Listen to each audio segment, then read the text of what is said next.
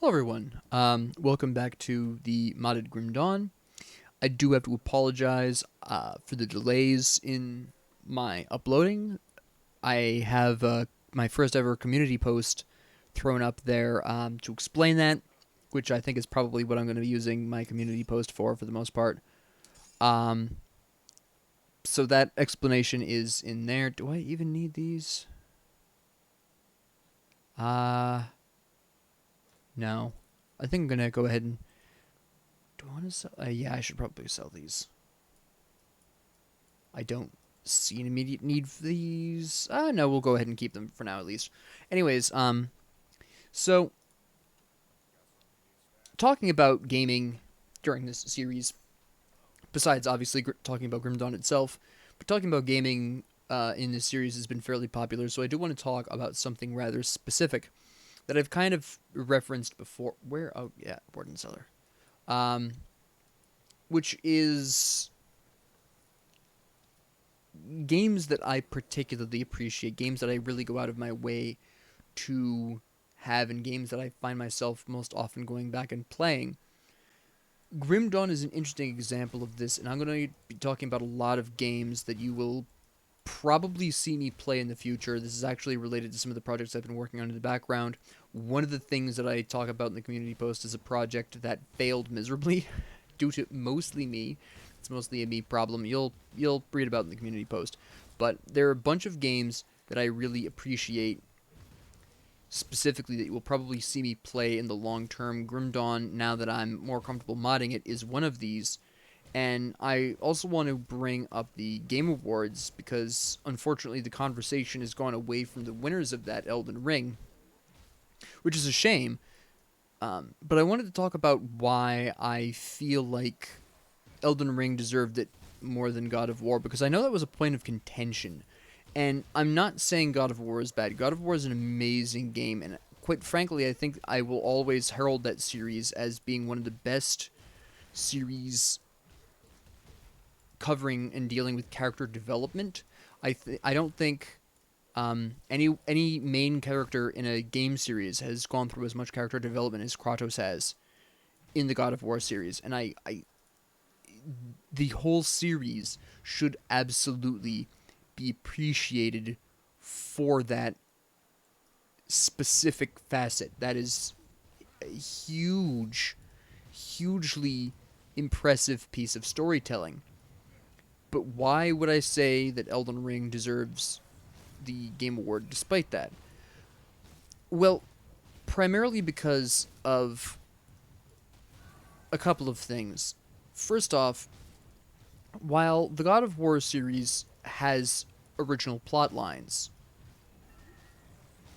which nobody can argue, the plot of that game is pretty original. The characters themselves are sort of I'm not even going to get into that. I was going to talk about how original the Elden Ring characters are compared to God of War, but that's not even really why I feel Elden Ring deserved the win. There's one specific aspect of Elden Ring that edges it out over God of War, in my opinion, and that's replayability. Very specifically in the aspect of I can, in Elden Ring, at any time, go into that game, switch up my weapons, and be playing a totally different game. I really can. The enemies are the same, but the way I have to deal with them is different. The locations are the same, but maybe they're more difficult because I'm using a bigger weapon. For example, wandering down into one of the root dungeons, narrow corridors. Do I want to be swinging around a large, heavy two-handed weapon in those? No.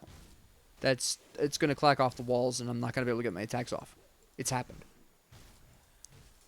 Am I doing Fashion Souls, and am I going to use that large two-handed weapon anyways? Yeah, I am, because Fashion Souls is fun to me. But now this root dungeon, which might have been easier with another, like it might have been stupid simple with a smaller weapon, is now a strategic traipse through narrow corridors trying to decide, all right, I'm about to have a confrontation. Do I want to run back to a larger room? Do I charge forward and try to get into the large room before they, attack me? and force me to the corridor. How am I running this, right? And it becomes a completely different gameplay style due to this. And that is really the only reason I feel Elden Ring deserved the win over God of War. Because, like I said, God of War is an amazing game, and I think it deserves a place in gaming history books for just the incredible character development involved in that. But at the end of the day, the replay value of Elden Ring, at least for me personally, gives it the win. And there are a lot of games that absolutely have tons of replay value. I'm going to throw a bunch of examples at you. Minecraft, obviously, a lot of people are familiar with that. Every time you want to do something new, create a new world. Boom, randomly generated new world. All right, now we're looking with a fresh world, fresh eyes. Beautiful thing. I think that's a very common example, though. I want to more specifically be focusing on games like Grim Dawn. Now, Grim Dawn has incredible variety because not only do you have the individual masteries, right, but you have mods. I'm playing through a mod right now with this series, obviously, if you're a consistent watcher. This is a completely different type of Grim Dawn than the base game. I'm using equipment from way back in the old days, from back when I started playing, because this mod reverts the stats of those equipment. I'm playing without the constellations. I don't have those. So the way I have to approach my build is totally different. Some masteries have now become less viable due to the lack of constellations, because I no longer have the ability to reduce enemy resistances via specific constellation powers, so I have to do it within my masteries. Some masteries can't do that. So that's totally changed how I view the balance of the masteries. So now I picked Necromancer because it has physical resistance production. And that's something no other mastery had, and it's what I just had to work with because I chose Soldier as my first class. This mod has totally changed how I have to approach the game. Yes, same locations and same enemies, just like with Elden Ring, but now my approach has to be changed because the circumstances have changed very drastically for me.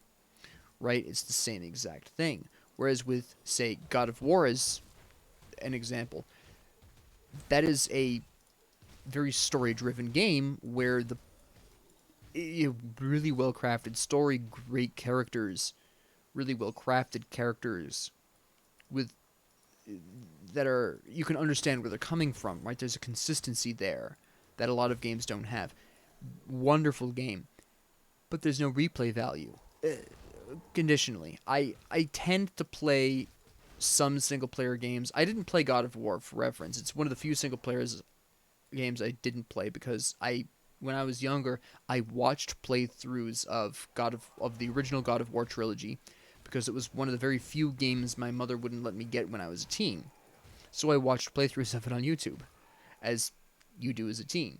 But ever since then, pretty much every God of War game, well, there's only been 2 more God of War games after that, but the God of War games after that, I just didn't feel comfortable playing. I got used to them, watching them being played, so I watched those get played. But I watched a whole playthrough, and it was a beautiful journey, right? And while as a gamer I can understand why one might want to go over a single-player game one more time, in case of, say, maybe getting a different view on the story now that you have all the facts.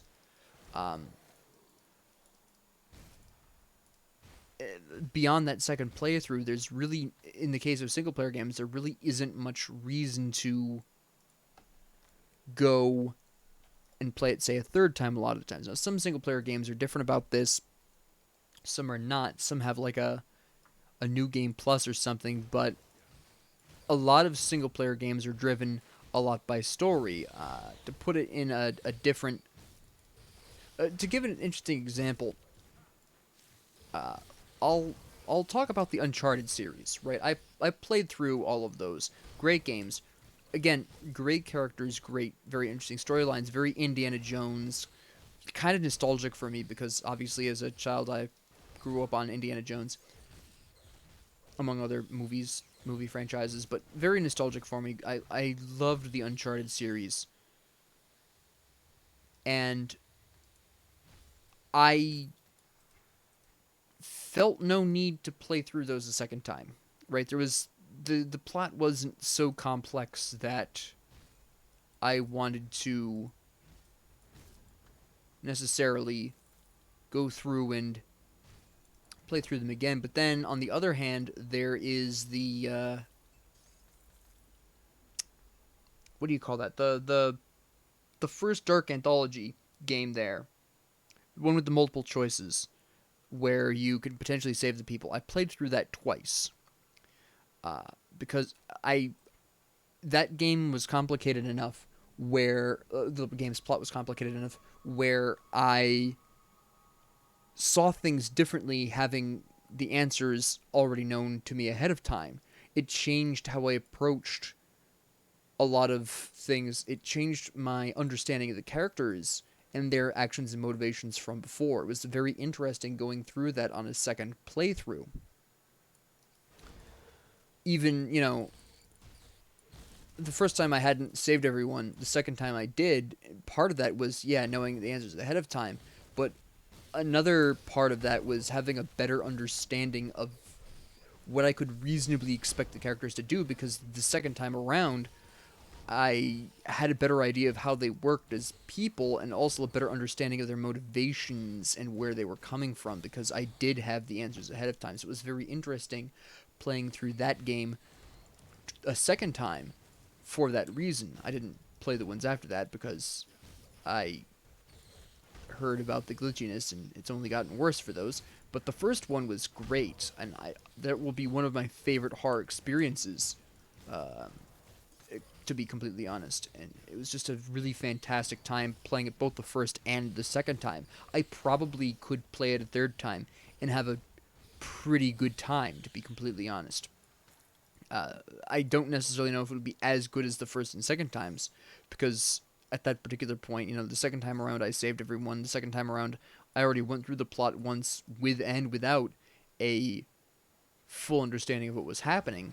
A third playthrough I don't think would change that, but it wouldn't necessarily be an entirely unpleasant experience to go through it a third time. It wouldn't be. There would be parts that would be boring, but the whole thing wouldn't be, oh, I know what's about to happen or whatever. I might experiment with some of the other options there and see how reactions change and everything. But I also probably wouldn't necessarily go through the full finish. I'd probably go up to 3/4 just to see what happens, because once they get to the house where all of the Wendigos are kicking around in the house there, and they're trying to the remaining survivors are trying to get out of the house. I don't think I'd progress past that part because there's not really a whole lot of variety past that. But up until that point, I think it would be fairly interesting to go through it maybe a third time and just stop at the cabin when all the Wendigos are in the cabin and just experiment with some options. But it's games like that, single player wise, that have at least some replay value. But even then, there's still only going to be so many different times you're going to go through that before you know everything so well, and it's no longer interesting. But then we come around to, again, Grim Dawn is an example of a game designed for multiple playthroughs because you have the different masteries. But then I also have to point out that there's Skyrim. I play Skyrim every so often because there are so many incredible mods for that completely change your playthrough. I know a bunch of YouTubers. I watch a bunch of YouTubers who play that in all kinds of weird ways through the power of modding, and it's almost a completely different game each time, and that's absolutely fantastic.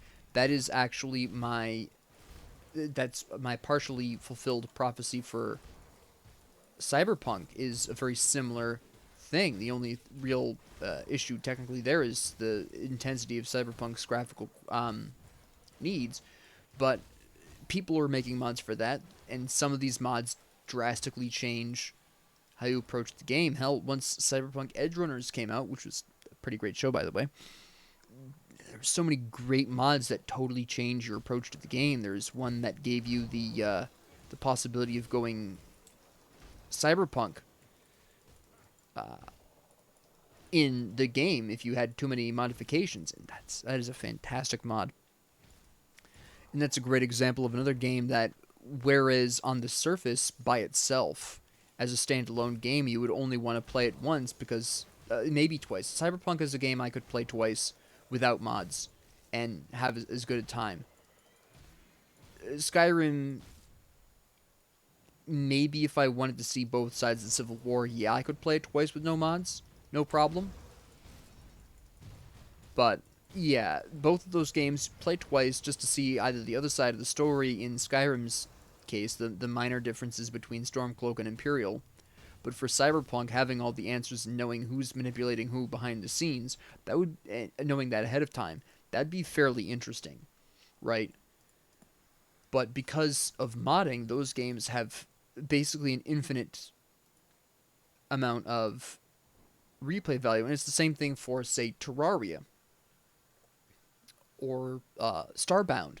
Again, these are games where these are actually interesting examples, because while there is a certain amount of random generation there, there is also not enough necessarily plot where you would, without mods, want to go in and play through them multiple times, because besides randomly changing the difficulty a little bit in one way or another, depending on, where resources spawn, it's where enemies spawn, etc., there's really not much point in coming back without mods. But then you introduce mods into the situation, and suddenly it's a whole different kettle of fish, right?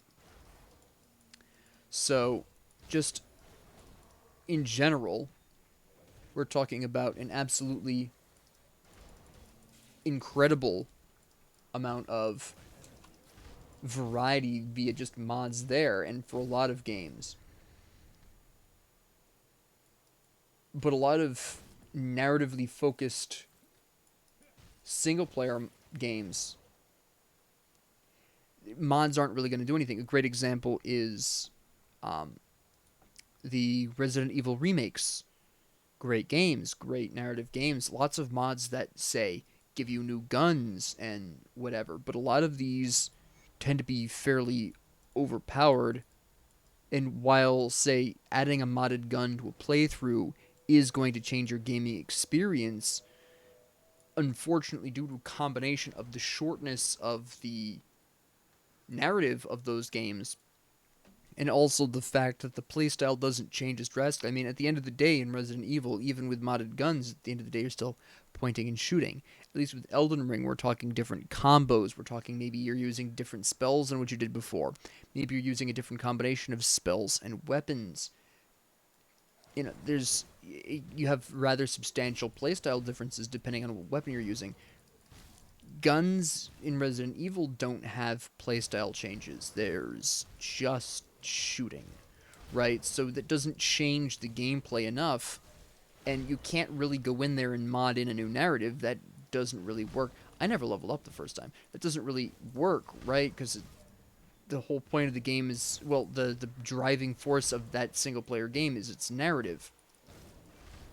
So even with mods, there's really not much reason to go back in and play through the game again. I'll actually give you a fairly interesting example. For the Resident Evil remakes, Resident Evil Remake 2 very specifically, I did this with both of them. After you beat the game, you can run through it with a speed limit, right? You could quasi-speed run the game for infinite ammo weapons, and I did that for both Claire's and Leon's story, right? And that's great for me. But another thing that they had kicking around in there was this weekly challenge thing where you were supposed to do specific things each week in game and you get some kind of reward. I never did those because, quite honestly, there wasn't really anything that I could get via these that was going to change the game enough to merit going back in and playing it a third time. All right, there was no reward that was going to be offered. There was, unless it was like genuine bona fide DLC, which obviously it wasn't. But there was going to be no me going back in there and you know getting something that was going to change the game enough that I could sit there and justify to myself, hey, this is going to be a different enough experience that I would want to play through the game again. I'm actually expecting this to be fairly the case for Resident Evil Remake 4, which I will be playing, obviously. I am looking forward to that. But at the end of the day, I'm very likely only going to wind up playing that twice, very specifically, because I'm going to play through the game the first time, and then I'm going to play through the quasi speed run to probably unlock some kind of infinite ammo weapon. And then after that, while I might come back in on occasion just for a kick, right? Mostly the first level, because that's just really atmospheric and lovely. I don't think I would go back in there and play through the full game a third time. I just don't see a specific reason to. But yeah, I just kind of wanted to talk about that, and that's really the beauty of Elden Ring is that actually it's got kind of both of these. Not only can I go into Elden Ring and completely change the game gameplay wise by equipping different weapons, but people are modding all kinds of wild and woolly spells and weapons into the game and making for a really fascinating experience. And the interesting thing about Elden Ring that makes me more comfortable modding that as opposed to any of the rest of the Soulsborne series is that I can, go offline, load up some mods, and play through the game in a totally different way and still be able to play through the game reasonably well because I think Elden Ring is, due to the Phantoms, is a bit smoother to play with a single person, right? As opposed to, say, the original Demon Souls, which really kind of implicitly encouraged you to summon other players via difficulty. But that's the only real reason I think Elden Ring deserved the win, is just because there is replay value there in a way that God of War doesn't have. And yes, I could see myself playing God of War a second time, or even one time. I again watched a playthrough of it, but I could easily see myself purchasing the game and playing through it on my own, even knowing the plot ahead of time, to see if I notice anything new or different about the plot that I didn't notice the first time because I didn't have the full context of the plot at that point. I could see me doing that. But for games like Elden Ring, there's just so much replay value there regardless. And again, replay value is going to be something fairly subjective because some people, even with the change in gameplay variety, they still aren't going to want to play Elden Ring a second time, but there's going to be people like me who will be willing to play it 50, 100, 150 times, no problem, right? That's totally fine, but that's just how I really feel about Elden Ring winning there, and I just wanted to kind of bring this up now because I don't want the narrative to stray too far off of, hey, Elden Ring won, congrats, let's talk about it as a game. I don't want it to stray into some stupid kid infiltrated the stage and said something weird, right?